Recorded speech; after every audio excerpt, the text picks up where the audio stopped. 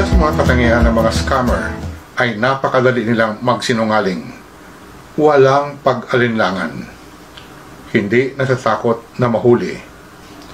At kung mahuli mo na nagsisinungaling, hindi man lang nagpapakita ng pagsisi. Madalas, tinatakpan pa ang sinungaling ng isa pang kasinungalingan. Di kaya, iniiwasan o ibaliwala. Kaya sila tinatawag na pathological liar. Maitim ang kanilang budhi. Ganyan ang pagkatao ni Norman Mangusin o mas kilalang si Francis Leo Marcos.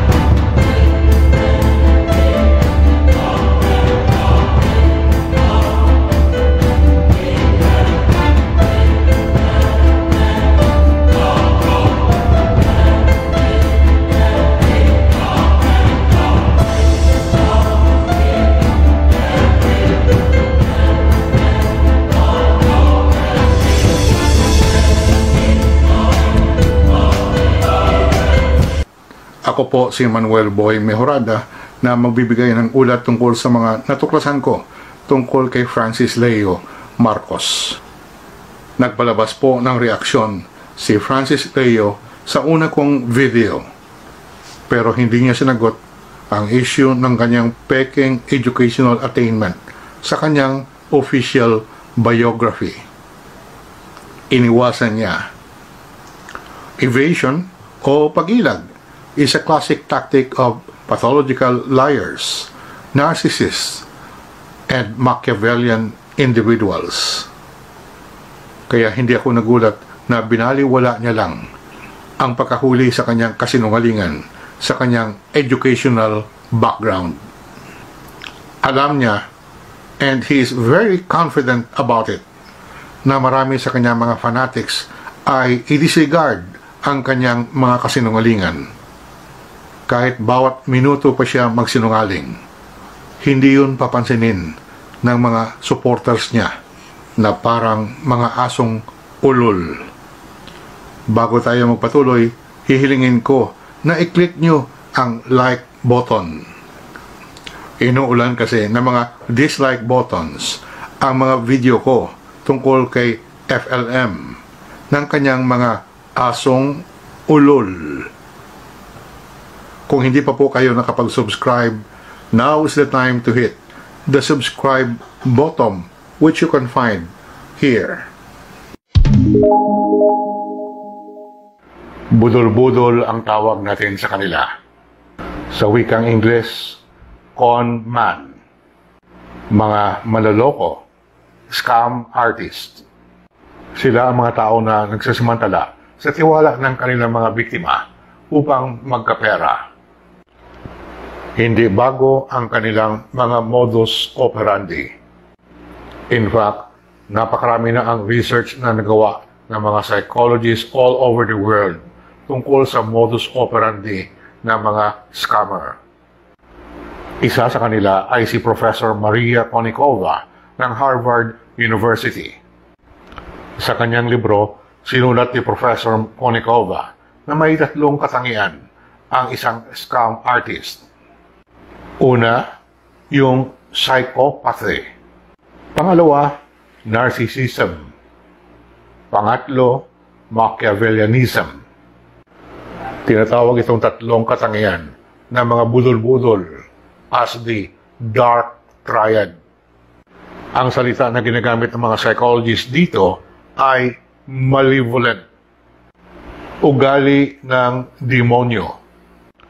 Sinabi pa ni Professor Konikova na karaniwan, 2 lang sa 3 ang nandyan sa mga scam artist.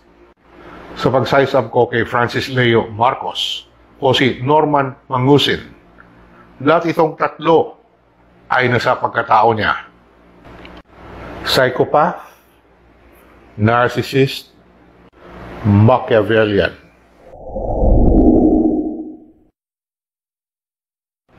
Ano ang ibig sabihin ng isang psychopath?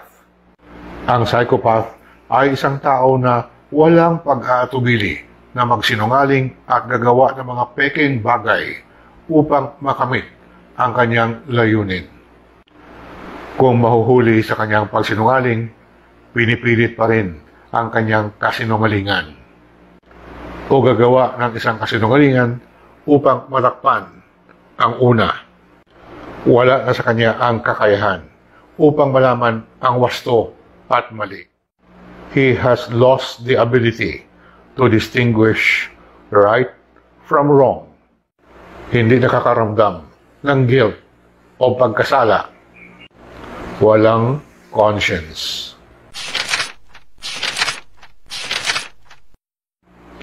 Ang narcissist naman ay isang tao na sobra ang bilib sa sarili. May inflated ego. Hanggang langit ang kayabangan. Akala niya siya ay kaakit-akit. Gusto palagi na siya ang sikat. Feeling important. Very important person o VIP ang gusto niyang treatment sa kanya. The third trait is Machiavellianism. Ito ang ugali na pinapaikot-ikot niya ang kanyang biktima upang makuha kung ano ang gusto niya. Manipulative, schemer. Pakinggan niyo ang sinabi ni Professor Konikova tungkol dito. One of the hallmarks of the good con artist is that it never feels like they're taking advantage of you. They are never taking anything from you. You give it to them willingly. You give them your confidence. They don't take it. You give them money. They never take it from you. One of the hallmarks of the confidence artist is something called Machiavellianism. It has to do with manipulating people for your own ends, getting them to do what you want them to do, but without their knowledge, so that they don't realize they're being manipulated, so that they think that everything they're doing is of their own volition.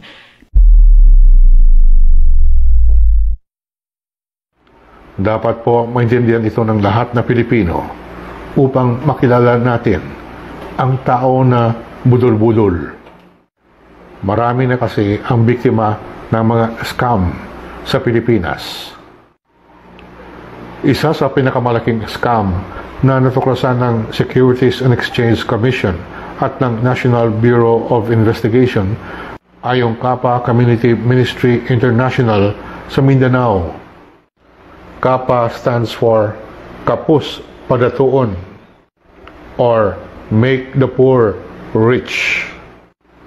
Habang hindi pa nakapag full swing, dito rin ang papatunguhan ng Volunteers Against Poverty Foundation ni Francis Leo Marcos. Katulad ng Kapa, ginagamit din ni Francis Leo Marcos ang pagtulong sa mga mahihirap bilang cover story sa kanyang racket. Mahilig talaga ang mga scammer na magtago sa likod ng pangalan ng mga mahihirap. Magandang pakinggan kasi na tumutulong ang isang organisasyon sa mga mahihirap. Nagiging magaan ang loob ng mga tao na hindi alam kung ano ang tunay na adyenda sa likod nito. Tiranin niya sa kaisipan ng taong bayan na matulungin siya dahil sa sobrang yaman bilang isang Marcos. Heredero daw siya ni Dr. Pacifico Marcos, ang yumaong kapatid ni dating presidente at yumao na rin na si Ferdinand Edelin Marcos.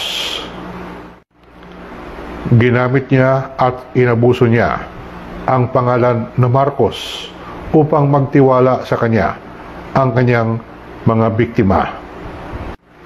Pero nung mangyari itong COVID-19 pandemic, sinamantala niya ito upang makaumpisa ng isa na namang malaking racket. Tinanim ni Francis Leo Marcos sa kaisipan ng mga tao na matulungin siya dahil sa kanyang sobrang yaman. Sobra daw ang yaman niya, isang bilyonaryo, dahil anak daw siya sa labas ni Dr. Pacifico Marcos. Ginamit niya at inabuso niya ang pangalan na Marcos upang magtiwala sa kanya ang kanyang mga biktima. Sa kanyang pinakabagong racket, sinamantala ni Francis Leo Marcos ang COVID-19 pandemic. Ang kanyang puhunan ay 200 mga food packs, mga maliliit na food pack na hindi siguro susobra ang halaga ng 100 piso bawat food pack at umikot ito sa iba't ibang mga lugar sa Metro Manila at namimigay daw ng pagkain. Lahat na ito ay captured sa video.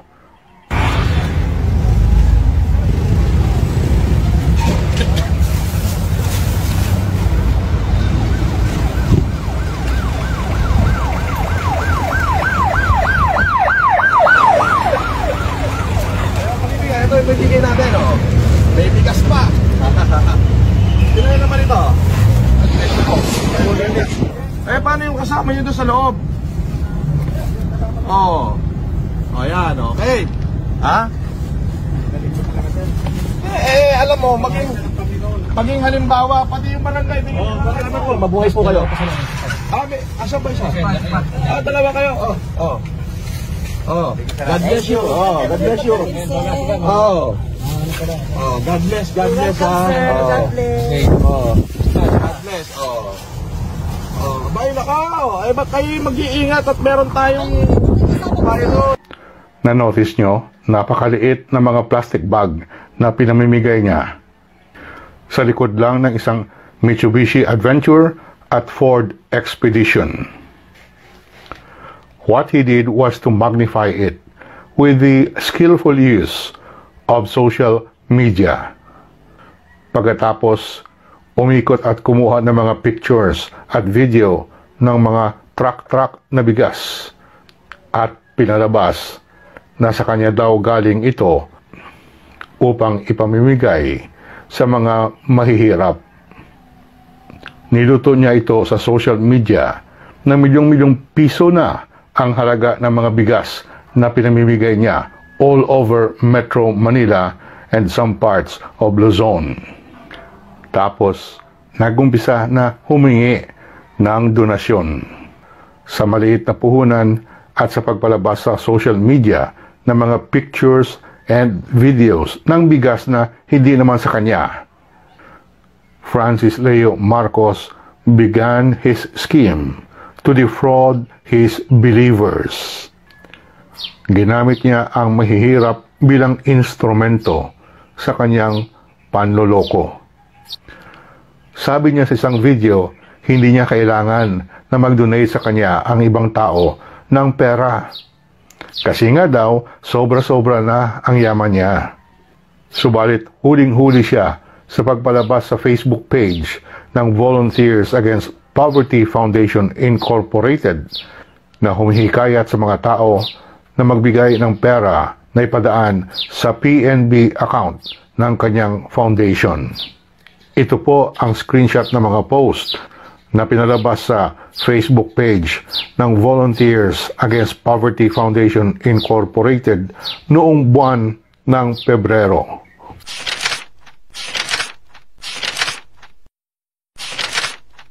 Noong pumutok itong iskandalo, mabilis itong inalis ni FLM. At kung titignan ninyo ngayon ang FB page ng kanyang foundation, ito na lang ang makikita nyo ngayon.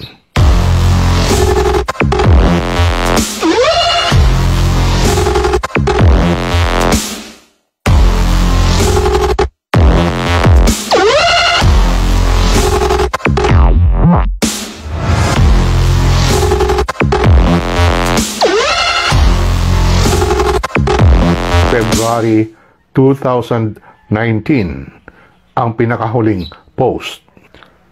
Pero gumawa siya ng ibang accounts sa Facebook at doon niya pinapatuloy ang maitim na layunin na ito. Sumulat na ako sa Securities and Exchange Commission upang ireklamo at humingi ng tulong upang maimbestigahan itong racket ni Francis Leo Marcos.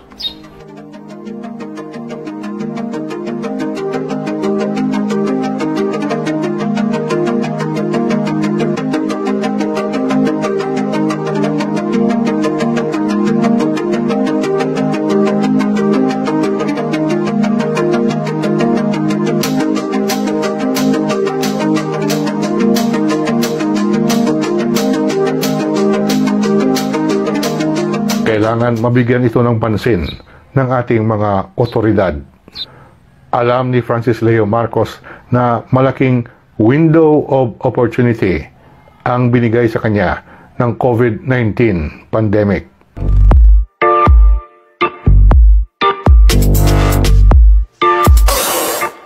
Marami ang bumabati ko sa akin dahil ginugulo ko daw si Francis Leo Marcos. Tumutulong naman daw sa tao. Ang hindi nila alam, pinapasok lang sila ni Francis Leo Marcos sa kwento ng The Wolf in Sheep's Clothing. Maraming tupa ang kinain ng lobo dahil naniwala sila sa kanyang pagpakunwari na siya'y isa ding tupa. Harmless. Ito po ang ginagawa ni Francis Leo Marcos o Norman Mangusin sa totoong buhay. He is a wolf in sheep's clothing. Matagal na si Francis Leo Marcos sa budol-budol business. Ayaw niya kasing magtrabaho ng matino. Gusto niyang magkapera sa mabilis lang na paraan, yung hindi na siya napapagod. Easy money. Sa panluloko lang yan nagagawa. Nahuli na yan minsan na nagbebenta ng peking gold bar.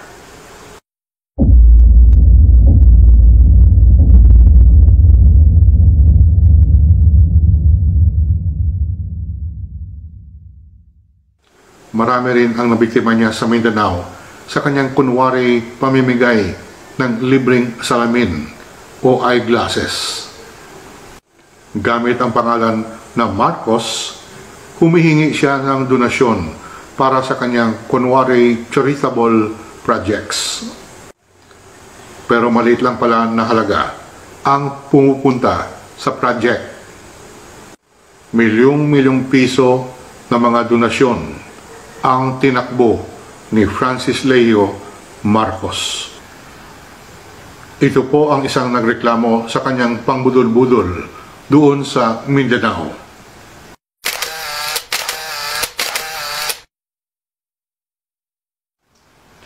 Akala talaga ng mga humahanga kay Francis Leo Marcos na totoo siyang tumutulong.